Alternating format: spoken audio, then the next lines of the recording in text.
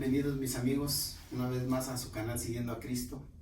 Pues para nosotros es un gozo el poder compartir la palabra por medio de este canal, y más aún todavía que pues hoy viene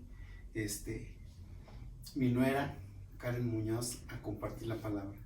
Esperemos que sea de provecho para ustedes, atesórenla y pues los dejo con ella. Muchas gracias. Hola, buenas noches. Para mí es un gusto hoy poder estar aquí y poder compartirte esto que sentí en mi corazón, y también es una responsabilidad. Antes de empezar, a mí me gustaría hacer una pequeñita oración. Así que, pues Señor, en esta noche nos encomendamos en tus manos. Señor, te pido que dirijas mi boca y que todo lo que yo pueda decir esta noche provenga de tu corazón y que pueda ser de ayuda para todos nosotros. En el nombre de Jesús te lo pedimos y en el perdón de nuestros pecados. Amén. Pues yo quisiera compartirte algo que el Señor me habló a principios de este año. Y todo empezó porque yo escuché a un pastor que dijo: ¿qué palabra te ha dado Dios para que te acompañe este año? Y yo pensaba que yo tenía muchos años de ser cristiana, de seguir a Jesús, y nunca le había pedido una palabra para cada año, nunca le había pedido como que Dios, dame una palabra para que me acompañe este año. Entonces a mí me impactó lo que él dijo. Y esa fue nuestra oración. Estábamos mi esposo y yo en la casa y oramos eso. Dijimos: Dios, danos una palabra para que nos guíe este año, para que sea como algo de lo que nos sostengamos a lo largo de este año. Y yo pensé que se iba a tardar mucho el Señor en respondernos, y no, fue algo bien rápido. Al día siguiente yo estaba leyendo un libro de la Biblia que se llama Esdras, y encontré esta palabra que te quiero compartir. Es Esdras capítulo 8 versículo 21. Y voy a saltarme como la primera parte y te voy a leer lo que sigue. Esdras está hablando ahí, Esdras, y dice: proclamé un ayuno para que nos humilláramos ante nuestro Dios y le pidiéramos que nos acompañara durante el camino, a nuestros hijos y nuestras posesiones. Y algo que me impactó a mí aquí de Esdras es que él dice: proclamé ayuno para que nos humilláramos. Lo primero que pide Esdras es que nos humilláramos. Y para explicarte este versículo, te doy el contexto. Esdras pertenecía al pueblo de Israel, y el pueblo de Israel había sido conquistado por otra nación, otro imperio en ese tiempo, que era Babilonia. Entonces, cuando Babilonia llega a Israel y los conquista, se lleva a una parte de la gente que vivía en Israel, se la lleva a Babilonia, y ahí los usan de diferentes formas. Pero después a Babilonia la conquista otro imperio, que es el imperio persa, y cuando la conquista el imperio persa, se desarrolla la historia de Esdras. Cuando la primera vez que conquistaron Israel, el imperio de Babilonia destruye su templo, y para los israelitas el templo era el símbolo literal de la presencia de Dios, porque ahí habitaba literalmente la presencia de Dios. Entonces derribaron el templo, lo dejaron hecho ruinas y derribaron las murallas. Entonces, cuando el imperio persa conquista Babilonia, llega un rey, y es el rey Ciro. Y ese rey pide lo siguiente, y está en Esdras capítulo 1. Vamos para allá y te leo lo que ese rey pide. Yo estoy leyendo la Nueva Versión Internacional, y dice el capítulo 1 en el versículo 2: esto es lo que ordena Ciro, rey de Persia. El Señor, Dios del cielo, que me ha dado todos los reinos de la tierra, me ha encargado que le construya un templo en la ciudad de Jerusalén, que está en Judá. Entonces, este rey lo que pide, lo que Dios le habla al corazón de este rey, es que ese templo que había sido destruido se tenía que volver a levantar, y al que encarga de que levante esto es a Esdras. Y tú te preguntarás, ¿quién era Esdras? Vamos al capítulo 7, en el versículo 1, 6 y 10 es que nos describe quién era Esdras. En el capítulo 7, el versículo 1 dice: durante el reinado de Artajerjes, rey de Persia, vivió un hombre llamado Esdras, hijo de Seraías. nos brincamos al versículo 6 y dice, era un maestro muy versado en la ley del Señor, Dios de Israel, que le había dado a Moisés. Gozaba de la simpatía del rey y el Señor su Dios estaba con él. El versículo 10 dice, Esdras se había dedicado por completo a estudiar la ley del Señor, a ponerla en práctica y a enseñar sus preceptos y normas a los israelitas. Entonces, Esdras era un maestro de la ley que tenía favor delante del rey y el rey le había encargado que fuera a reconstruir el templo a Jerusalén. Ellos estaban en Persia. Entonces, ¿qué era lo que Esdras tenía que llevar para reconstruir ese templo? Y eso lo encontramos en el capítulo 7, en el versículo 15 al 23. Y dice así. Ahí le están diciendo a Esdras lo que lleve. Dice, lleva el oro y la plata que el rey y sus consejeros han ofrecido voluntariamente al Dios de Israel que habita en Jerusalén. También lleva contigo toda la plata y el oro que obtengas de la provincia de Babilonia, junto con los donativos del pueblo y de los sacerdotes, para el templo de su Dios en Jerusalén. Con ese dinero compra sin falta becerros, carneros y corderos con sus respectivas ofrendas de cereales y de vino para ofrecerlos en el altar del templo del Dios de ustedes en Jerusalén. De ahí nos brincamos en el versículo 21. Ahora bien, yo, el rey Artajerjes, les ordeno a todos los tesoreros que están al oeste del río Éufrates que entregue de inmediato todo cuanto solicite Esdras, sacerdote y maestro versado en la ley de Dios del cielo. Pueden darle hasta 3.300 kilos de plata, 22.000 litros de trigo, 2.200 litros de vino, 2.200 litros de aceite y toda la sal que requiera, todo lo que ha ordenado el Dios del cielo. Entonces, al principio del libro nos dice que los utensilios que llevaban, parte de los utensilios que llevaban para los utensilios que se utilizaban para los sacrificios en el templo, eran 5.400 utensilios.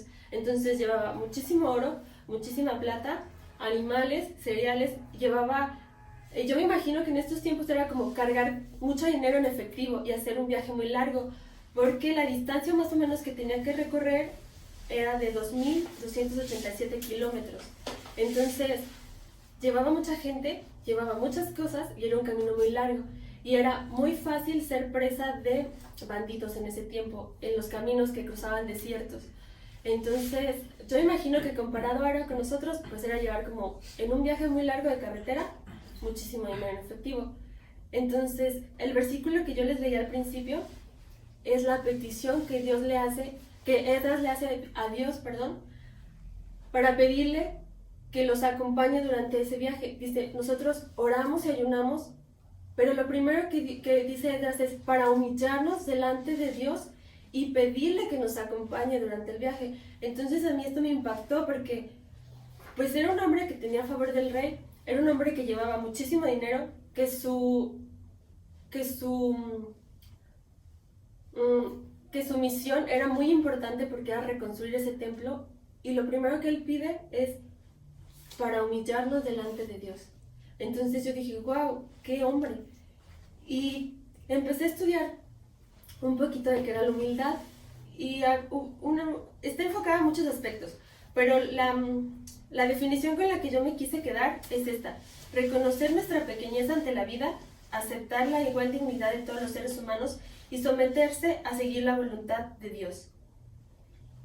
Y tú lo lees y puedes decir, bueno, pero ¿cómo? ¿Qué? Y encontré también que hay ciertas actitudes que toman las personas humildes. En este caso, nuestra humildad está enfocada a Dios, que lo reconocemos como un ser superior. Entonces, te voy a enumerar como de forma práctica cuáles son algunas actitudes que podemos tener delante de Dios que manifiestan humildad. Y la primera es pedir ayuda cuando la necesito. Entonces, no puedo hacerlo todo yo solo. Reconozco que hay cualidades de las que no tengo. Y esto es aceptar también mis limitaciones. Entonces, una persona humilde reconoce cuáles son sus fortalezas, cuáles son sus debilidades. Cuando ya no puede, sabe pedir ayuda. Entonces, yo quise tomar como referencia el versículo de Isaías 9:6, que dice: que se nos es dado un niño y bien enumera varias cosas de Dios, ¿no? Emmanuel, Dios con nosotros, príncipe de paz, consejero. Entonces, cuando yo reconozco mis limitaciones, cuando yo pido ayuda, entonces digo, Dios, tú eres mi consuelo, tú eres el que me guía, tú eres mi sustento. Otra actitud que toma una persona humilde es ser modesto ante los éxitos, no envanecernos con nuestros logros. Y esto sería como todo lo contrario a la soberbia. Y aquí tomé de referencia Santiago 1:17, que dice, toda buena dádiva y todo don perfecto provienen de lo alto. Entonces, aunque nos vaya bien en la vida, aunque estemos en la cima en estos momentos, aunque tengamos éxitos, todo eso que no nos envanezca, sino es decir, Dios, esto es una dádiva tuya y yo te doy gracias y reconozco que viene de ti. La siguiente actitud es admitir cuando no sabemos algo. Y pues hay muchas cosas que salen de nuestro dominio, campos en los que no sabemos muchas cosas. Y de aquí quise tomar la referencia de Santiago 1:5 y dice, si a alguno de vosotros le falta sabiduría, pídasela a Dios, el cual da abundantemente y sin reproche. Entonces, siempre que nosotros no sabemos algo, correr a Dios y pedirle ayuda, no confiarnos en nuestras propias fuerzas ni en lo que nosotros pensamos, sino siempre encomendar nuestro camino a Jehová. La siguiente actitud es estar siempre dispuesto a aprender. Y yo aquí tomé a veces aprendemos mucho de nuestros errores, entonces que podamos no reincidir en las cosas que sabemos que estamos mal. Por ejemplo, yo al principio cuando me casé, me di cuenta que cuando yo iba con mi esposo, que teníamos algún asunto que arreglar y yo iba de choque, no ganaba nada, solo lograba que el problema se hiciera más grande. Entonces era algo que yo, en lo que estaba errando frecuentemente. Y ahí dije, bueno, si ir de choque no me sirve, entonces pues voy a primero como tratar de controlar pues en la parte en la que yo me sentí ofendida y después hablar con mi esposo pero de una forma tranquila. Entonces yo creo que aprender de las cosas de las que nos equivocamos nos va a servir mucho. Es ser agradecidos. Y yo lo tomé aquí como referencia a Hebreos 13:5, que es, manténganse libres del amor al dinero y conténtense con lo que tienen porque Dios ha dicho, nunca te dejaré, jamás te abandonaré. Y esto es tener contentamiento. O sea, darle gracias a Dios con lo que tenemos y no estar como anhelando otras cosas. No que no querramos crecer, sino no estar codiciando. Entonces siempre ser agradecidos. Y la última actitud que yo enumeré es pedir perdón. Y tomé como referencia 1 de Juan 1:9 y dice, si confesamos nuestros pecados, Él es fiel y justo para perdonar los pecados y limpiarnos de toda maldad. Entonces, reconocer en qué cosas le hemos fallado a Dios, pedirle perdón y dice que Él es fiel y justo. Entonces, yo quise englobar pues estas actitudes que reflejan humildad y son actitudes que podemos reflejar ante Dios como en consecuencia de que nos humillamos ante Él. ¿Y para qué? Siguiendo con nuestro versículo con el que empecé, para que nos acompañe durante nuestro camino. Y yo yo le pedí a Dios una palabra para este año, como les comenté al principio. Entonces, yo en lugar de para que me acompañe en mi camino, yo le puse para que nos acompañe en este 2021. Pero lo primero es humillarnos delante de Dios y como consecuencia Él nos va a acompañar. Y este versículo dice, a nosotros, a nuestros hijos y aún a nuestras posesiones. Entonces es una actitud primero que nosotros tenemos para con Dios y en consecuencia viene su presencia y viene pues su amor hacia nosotros. Y yo creo que aquí el motivo por el que nos humillamos es porque le amamos y le reconocemos a Él, que es como ese papá que nos ama y que queremos su cobertura. Entonces por eso manifestamos esas actitudes de forma práctica hacia Él. Entonces pues es una palabra muy pequeñita, pero pues es lo que a mí el Señor me compartió para principios de este año y es algo que yo quisiera compartirles a ustedes. Espero que les sirva y pues es un reto tanto para mí como para quien quiera apropiarse de esta palabra, porque hay veces que llevarlo a la práctica no es tan fácil, pero pues Dios promete que va a estar con nosotros. Y pues es todo. Que Dios les bendiga. Solo tú, Señor, llenas mi vida. Solo tú, Jesús, eres mi todo. Tú eres la fuente que me alimenta. Eres tú la fuerza que me sostiene. Solo en ti encuentro esperanza. En ti está la vida eterna. Quiero caminar siempre contigo, nunca apartarme de tu lado, porque tú, Jesús, eres quien me sostiene. Solo tú, quien me levanta, porque tú, Jesús, eres quien me sostiene. Solo tú, quien me levanta. Solo tú, Señor, llenas mi vida. Solo tú, Jesús, eres mi todo. Tú eres la fuente que me alimenta. Eres tú la fuerza que me sostiene. Solo en ti encuentro esperanza. En ti está la vida eterna. Quiero caminar siempre contigo, nunca apartarme de tu lado, porque tú, Jesús, eres quien me sostiene.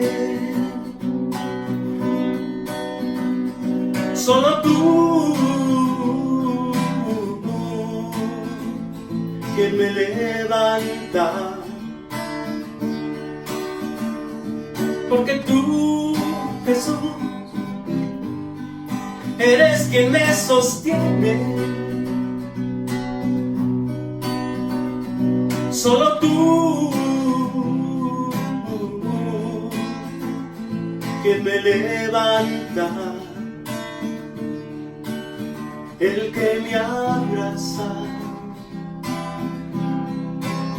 y me sostiene. Me das la fuerza para seguir. El que me abraza y me protege. Me das la fuerza para seguir. Para seguir contigo, Señor, para seguir a tu lado, Rey, para no volver atrás, Señor, y proseguir a la meta, porque solo tú nos sostienes, Señor, en el hueco de tu mano, Rey.